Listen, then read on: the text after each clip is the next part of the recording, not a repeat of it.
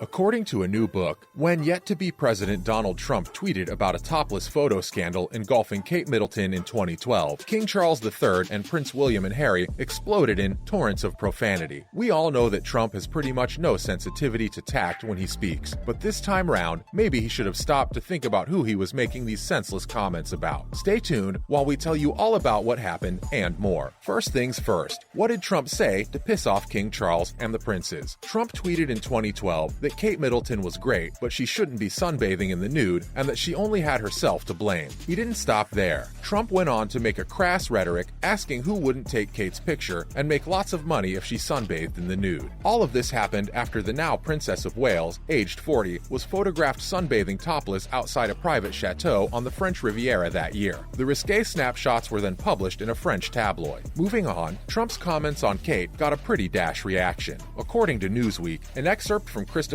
Anderson's book, The King, The Life of Charles III, claimed that Trump's criticism of Kate resulted in what one of the Clarence House butlers referred to as torrents of profanity from Prince Charles and both of his sons. The author said that after Trump was elected, Charles asked connected American friends about Trump whenever he could, even during Prince Harry's wedding to Meghan Markle. Anderson wrote that it was important that he stayed careful not to push too hard or too far because some of the donors to his charities, including those with the deepest pockets, were Trump supporters. Christopher also wrote that still, when lent a receptive ear, Charles asked on several occasions how likely it was that President Trump would be impeached. The prince would even say things like, "Trump seems to be detached from reality." Up next, the royals tried their best to steer clear of Donald Trump. In 2017, Donald Trump told Theresa May on a phone call he didn't want to go ahead with a state visit to Britain until the British public supported him coming. Little did he know, even the royals weren't exactly ecstatic about his visit. The US president said he didn't want to come if there were large-scale protests, and his remarks in effect put the visit on hold for some time. That statement, apparently, surprised May. While all of that was unfolding, Charles and his sons burned up the phone lines between Clarence House and Kensington Palace in their own attempt to derail a planned 2017 visit from President Trump after the commander-in-chief blamed both sides in the wake of a protester getting killed during a white supremacist rally in Charlottesville. Now let's talk about how, despite all this, 2 years later things seemed to be fine between Trump and the royals. The visit in 2017 ended up not happening, but Trump still did end up meeting Queen Elizabeth II and the royal family much later during a state visit to England in June 2019. On the first day of Donald Trump's 3-day trip to the UK was a ceremonial welcome attended by the Queen herself, the Prince of Wales, and the Duchess of Cornwall. The welcome was held in the Buckingham Palace garden. Afterwards, the Duke of Sussex joined the group for a private lunch at the palace. Trump and his wife Melania then visited Westminster Abbey for a tour where they met Prince Charles and the Duchess of Cornwall for tea at the Clarence House. Later, a state banquet in the palace ballroom took place in the evening, with Trump, the Queen, Prince Charles, and the Duchess of Cornwall were joined by the Duke and Duchess of Cambridge, along with many more UK public figures and prominent Americans that were living in Britain. The next day, Trump and Prime Minister Theresa May hosted a business breakfast attended by the Duke of York at St. James's Palace. Business leaders, namely Barclays CEO Jess Staley, GlaxoSmithKline Chief Executive Emma Walmsley, BAE Systems Chairman Sir Roger Carr, and the National Grid's John Pettigrew were among those who attended. Trump then visited Downing Street for talks with Theresa May, where they discussed a range of issues on which they held differing views, including climate change and Huawei. Compared to that first failed visit, they seem to have covered a lot on the agenda on this one. We assume, at that point, all was well and forgiven, but honestly, who knows? Moving on, Trump even said he and the Queen had a great time. When President Trump visited Britain back in 2018 and met Queen Elizabeth II, he ended up causing a social media stir when he walked in front of the great British monarch while they inspected her honor guard, forcing her to step around him. We assumed it was pretty common knowledge that this was a breach of protocol, but apparently not to Trump. The day after his first state visit to Britain ended, he boasted in an interview with the Fox News host Laura Ingraham that he had developed a deep bond with the Queen and that the monarch had been very taken with him. Mr. Trump said in the interview that there were those that say they have never seen the Queen have a better and more animated time. The interview was taped in Normandy, France, in front of the graves of fallen troops on the day of the 75th anniversary of the Allied landing. He said they had a period where the Queen and him were talking solidly, and at one point, he didn't even know who the other people at the table were. Trump added that they never spoke to anyone else. The Queen and him just had a great time. A day before that, while sitting with President Emmanuel Macron of France, Mr. Trump also called the Queen an incredible lady, adding that he felt like he knew her so well, and she certainly knew him well. Lastly, Trump and Melania sent their condolences following the Queen's passing. Trump wrote in a statement on Truth Social that Melania and him were deeply saddened to learn about the loss of Her Majesty Queen Elizabeth II, adding that together with his family and fellow Americans, they send their sincere condolences to the royal family and the people of the United Kingdom during their time of great sorrow and grief. We still don't know for sure if they ever got over the 2012 Kate Middleton fiasco, but apparently in 2019, Clarence House said Trump and Charles had a good working relationship after the former U.S. president's royal visit. Moving on, Britons have been given an extra day's holiday to celebrate the king's coronation. Following the death of his mother, Queen Elizabeth II, Charles, 73, ascended to the throne of the United Kingdom. Just days after her death, Charles was formally confirmed as the new king of the United Kingdom in a ceremony at St. James's Palace. His coronation, however, has been scheduled for next year to allow for adequate time to mourn the previous sovereign and plan the ceremony. On Sunday, British Prime Minister Rishi Sunak announced a public holiday to commemorate King Charles III's coronation next year. The coronation of a new monarch is a once-in-a-lifetime opportunity for our country, Sunak said, adding that he was pleased to announce an additional bank holiday for the entire United Kingdom in the following year in recognition of the historic occasion. Next up, here's what King Charles III's coronation might look like. The service will be more modern than previous royal coronations and will look to the future, according to a statement from the palace. It also stated that the event will be rooted in long-lasting traditions and pageantry. The ceremony will be led by Archbishop of Canterbury, Justin Welby, and Prince Charles will be crowned alongside his wife Camilla, the Queen Consort. According to the statement, the king will be anointed, blessed, and consecrated by the Archbishop of Canterbury, who's performed nearly all royal coronations since all the way back in 1066. The ceremony has retained a similar structure for over 1,000 years, the palace said, adding, and next year's coronation is expected to include the same core elements while recognizing the spirit of our times. The British government said in a statement